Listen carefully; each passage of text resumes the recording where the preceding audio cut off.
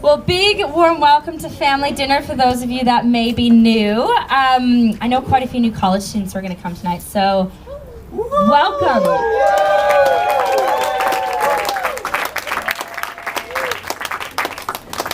We love having you guys just be a part of the community, and as you know, some of you guys, we've always said, you know what, Frontline's just an age group that we're doing life together, we're doing community well, and so Dan and I are just blessed that we are the pastors of this age group and that we get to, just hang out with you guys. And these nights we just love because they're family dinner and it's all about leaders and volunteers and just killing it. And so tonight, because it's all about family, you can't have family without a birthday.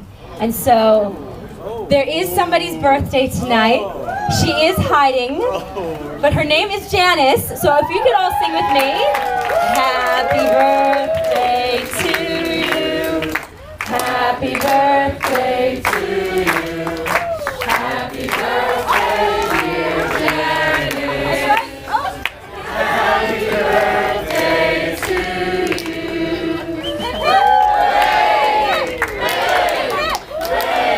Get to blow it up. Thank you. You're welcome.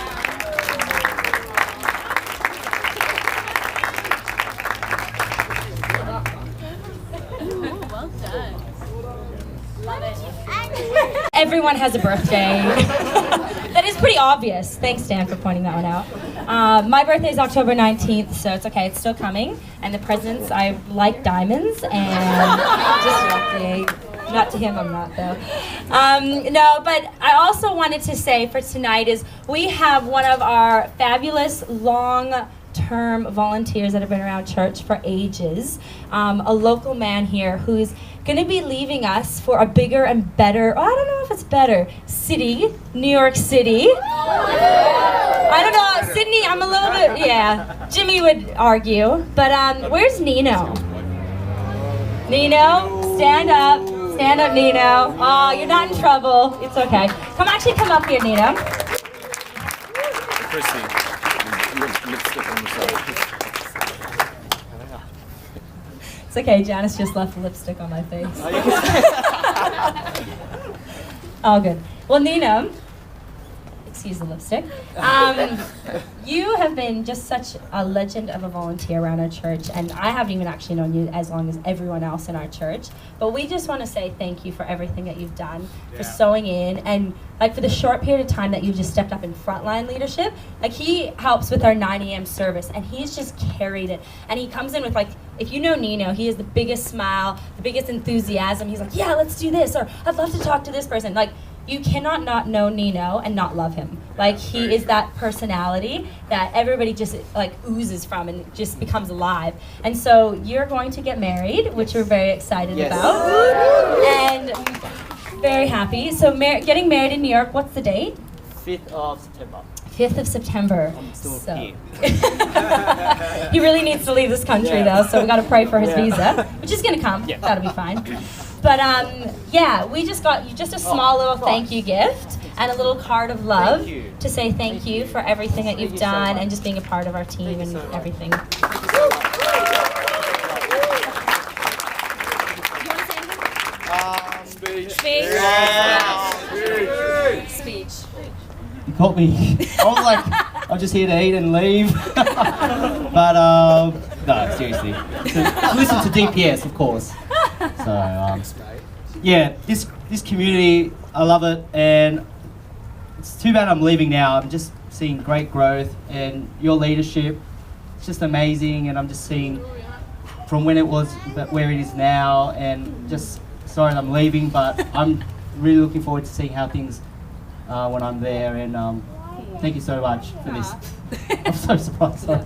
Here you go. Thank you, Nina. Thank you. Let's say thank you again.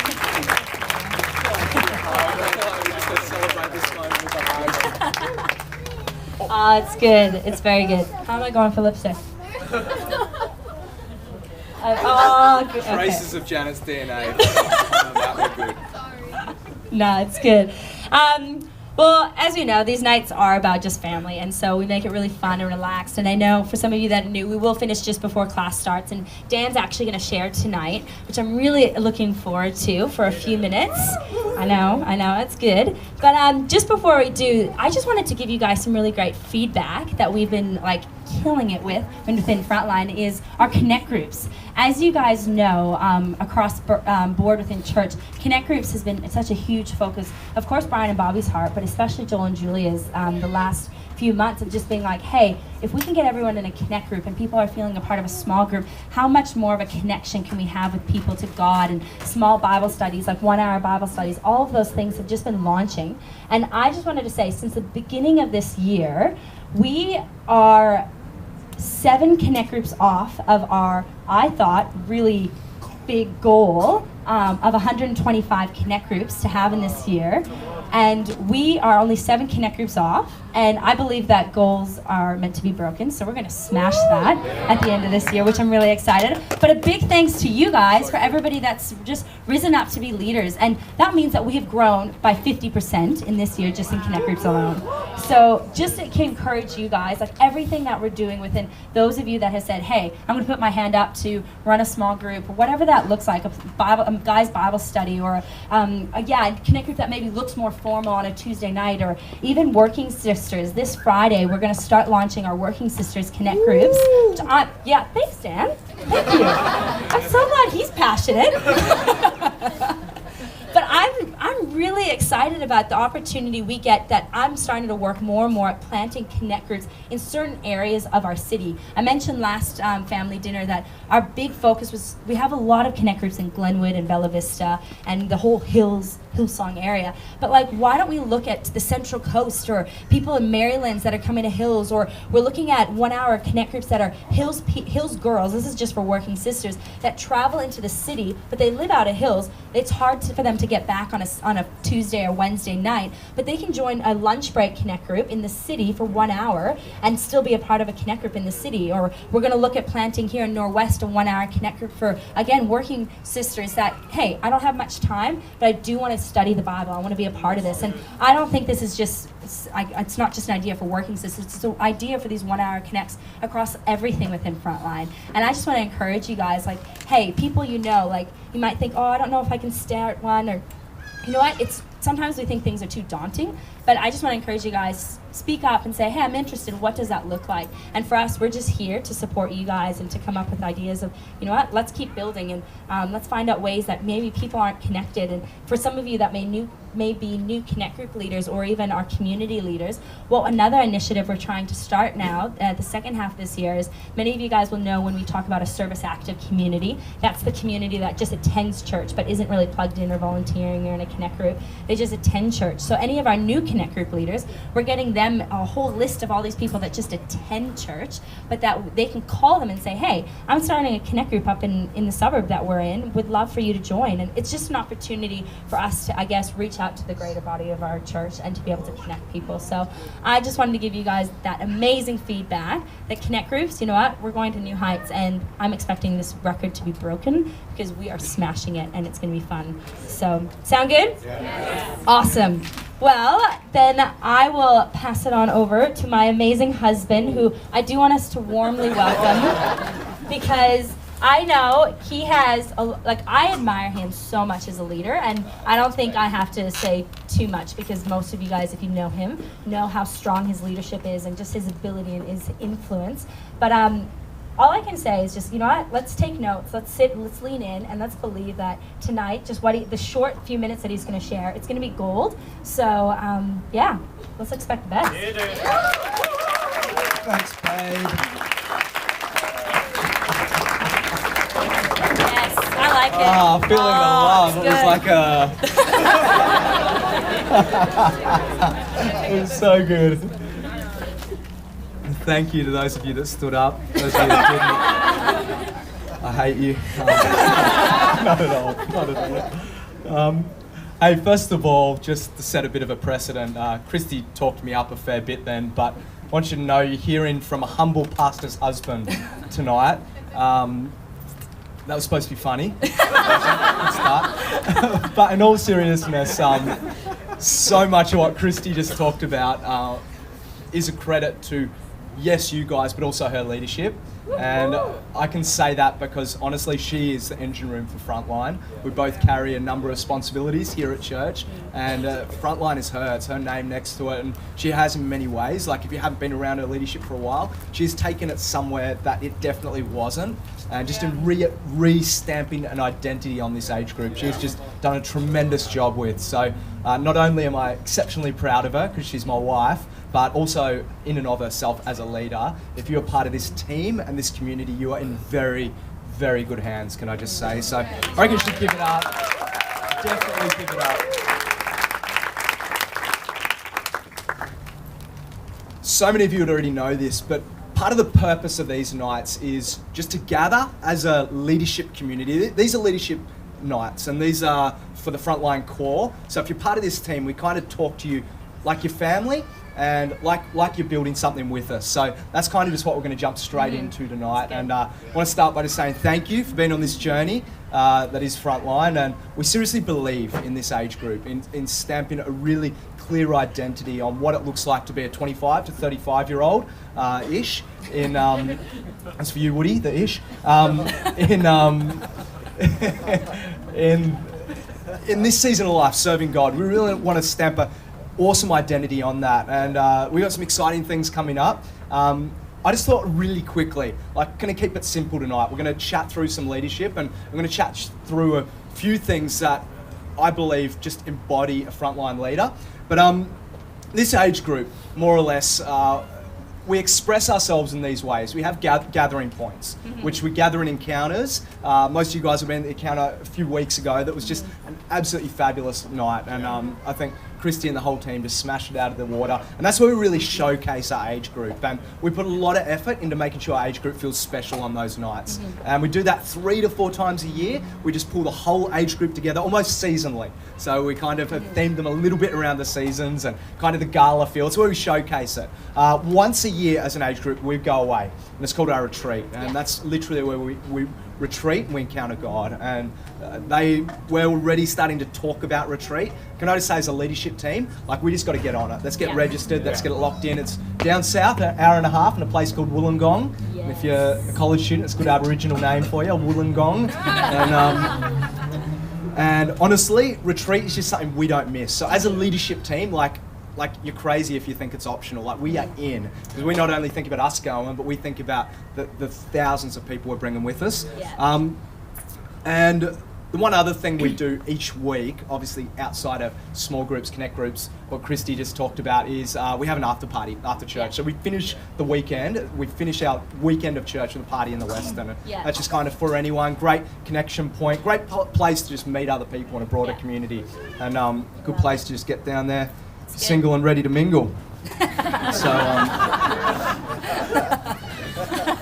So there was a time in Frontline where you couldn't quite say that, because it's like all the weird people just came, but now it's actually like, there's some really good single people around. I'm like, that's awesome. Like, you should date. Like, it's good fruit. Really good fruit. All right. Qualities that I reckon a great Frontline leader should embody. And so good. If I was you, I'd write this down, because I reckon it'll help you. And if you try and prank me, my phone's on flight mode, so sorry about that.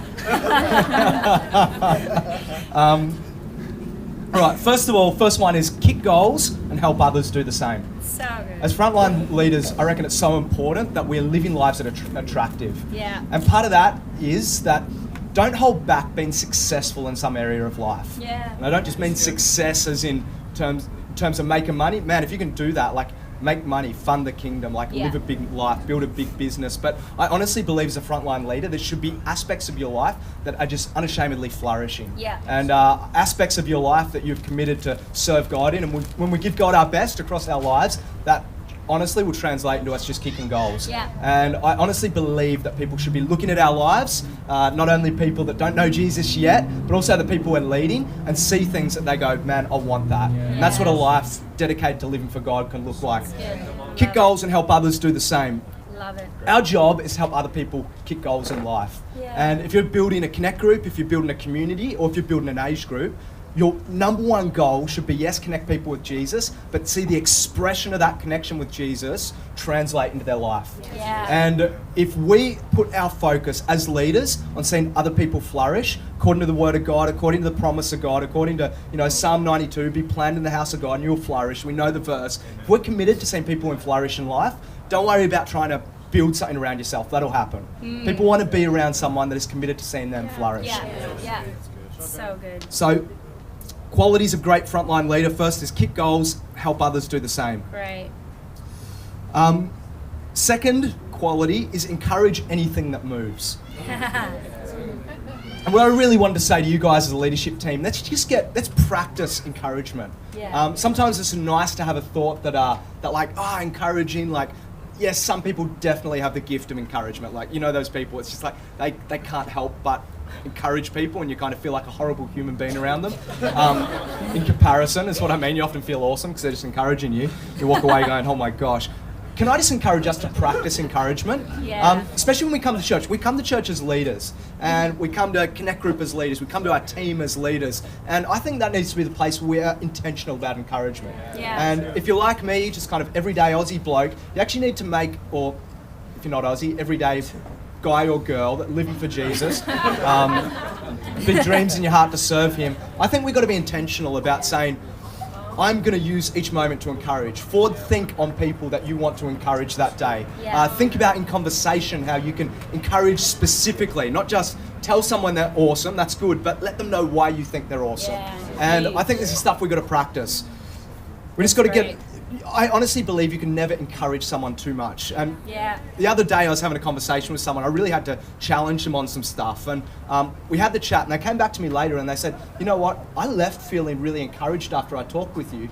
And then about 2 hours later, I realized you're really challenging some stuff in me. But like the way the conversation went, I didn't feel like, you were just confronting me in kind of a sledgehammer in the face kind of way. And I took that as a huge compliment, because it's not always the case, to be honest.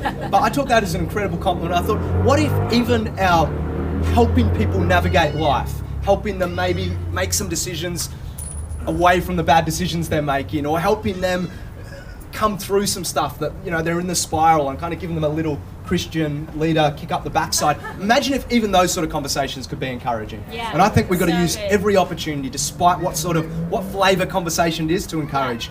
Very good. Great. If in doubt, use the sandwich technique. Encourage, little rebuke, encourage on the way out. Okay, second was encourage anything that move. Third was be ridiculously inclusive. Love it.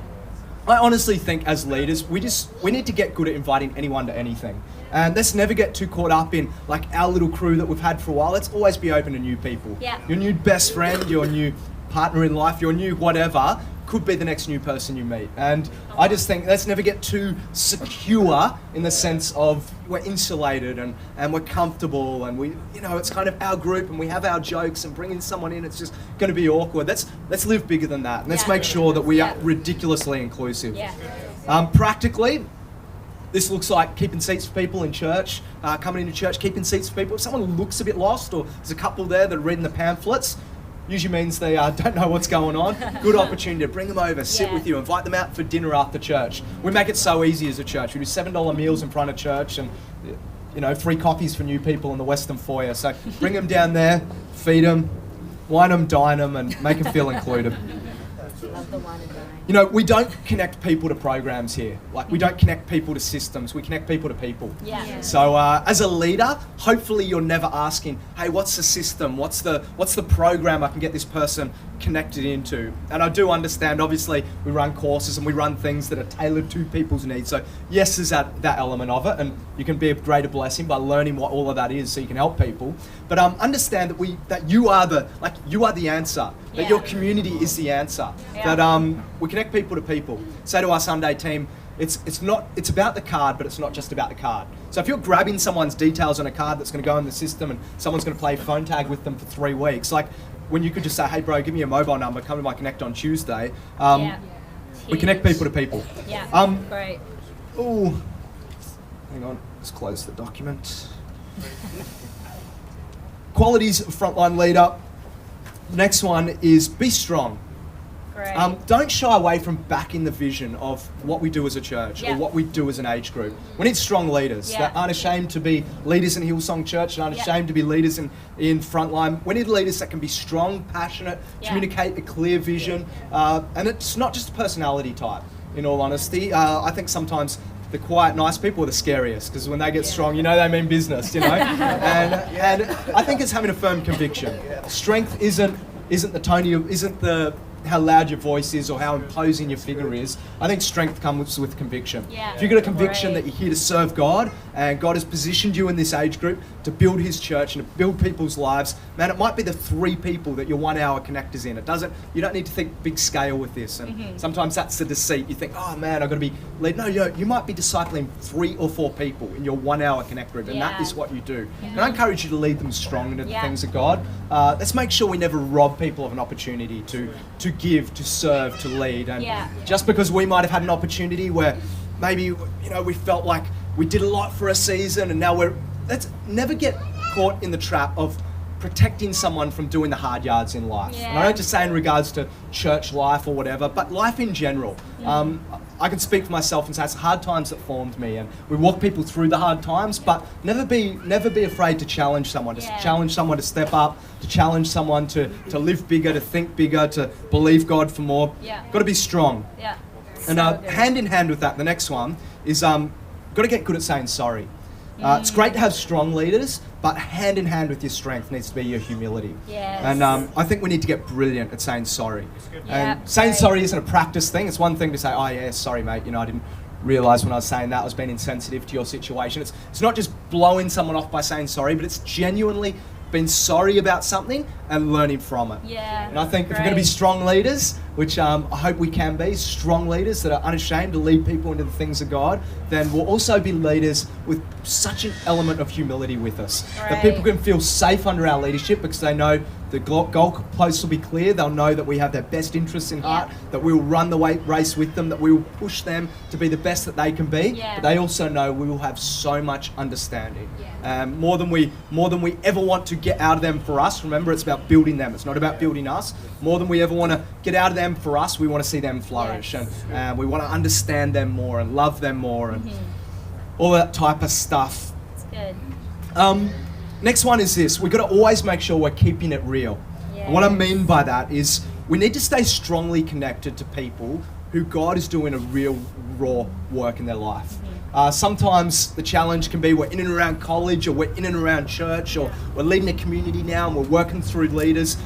We need to find ways to make sure that the touch of God working through us is always so real. Yes. So for me, my outlet for that is 180 TC. I get amongst the 180 boys because these guys are breaking addictions, are getting stuck into some real life controlling issues, and I love just being in the midst of them. I spend time with them every Sunday, Yeah. and I go out there and celebrating their graduations. Some of the guys that have graduated now, I'm friends with, and they've come into my world. And one of the guys is on weekend leave, and I've hooked him into serving in one of the teams on church this Sunday. And we just got to keep it real. For me, Yeah. that keeps stoking the fire. And I understand that this is what we do it for. We do it so that God can touch lives Yeah. and bring change Great. and literally turn people's worlds upside So down. good. So what's your thing going to be that you keep it real? If you're a Yeah. college student, I reckon start a connect group and go down the front, new Christians, meet someone, get someone raw, fresh in there. Yeah. Some little Aussie bloke that doesn't even know how to read his Bible and teach him from scratch. And Yeah. that'll be a good way to keep it real for you. That's great. Very good. Second last, third last one, I'll rip through these. Be the funnest person you know. There's obviously people like Bhavani who just have crazy fun personalities and it's just so good to be around.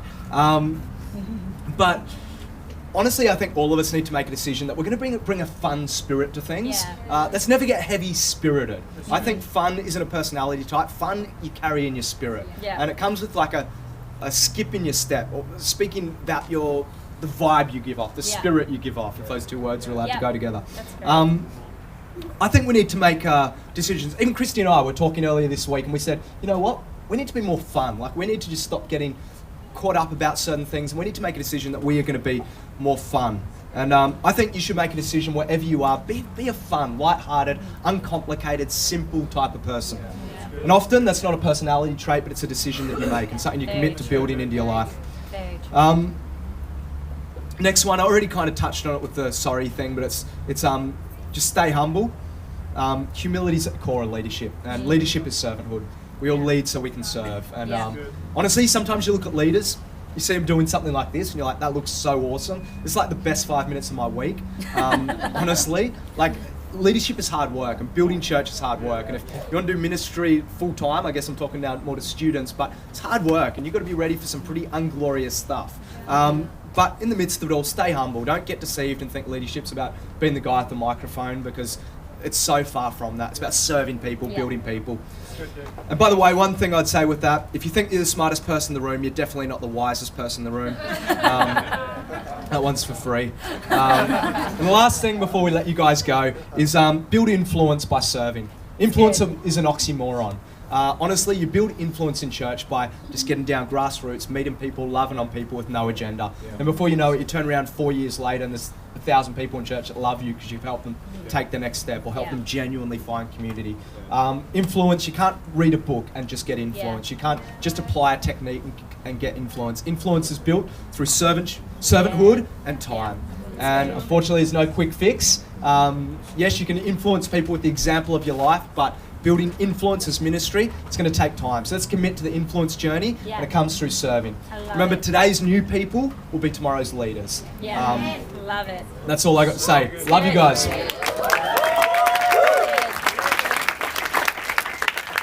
thought that was pretty powerful, and I love your wisdom and always input into all of us. So I'd love to go on, but I know you guys got to get going to class. Just three quick announcements. You'll be sweet. Heart and Soul this Tuesday, so all connects, we're all at Heart and Soul. Let's make sure even as families, we're encouraging families to come together and just make it a really great night. And then as well, Sisterhood United Night, ladies. That is Tuesday, August the 19th. So again, all the girls, we're having a girls' night. Guys, you can have your guys' night. And then the one big thing that I really wanted to make sure we catch the heart is Hillsong Foundation is launching this weekend. And we have a Hillsong Foundation breakfast coming up in about 2 Saturdays' time. I just really want to, especially as college students, even though you might be like, oh, I don't have the finances or the money, we're all there. And it's catching the heart and vision from Pastors Brian and Bobby. But especially, like, guys, I want to go to a whole new level, a new generation of as financial givers in this house. So let's make sure we're there for that breakfast, carry it, and love you guys. Love it. Have a great night. Thanks for coming. We'll see you next month.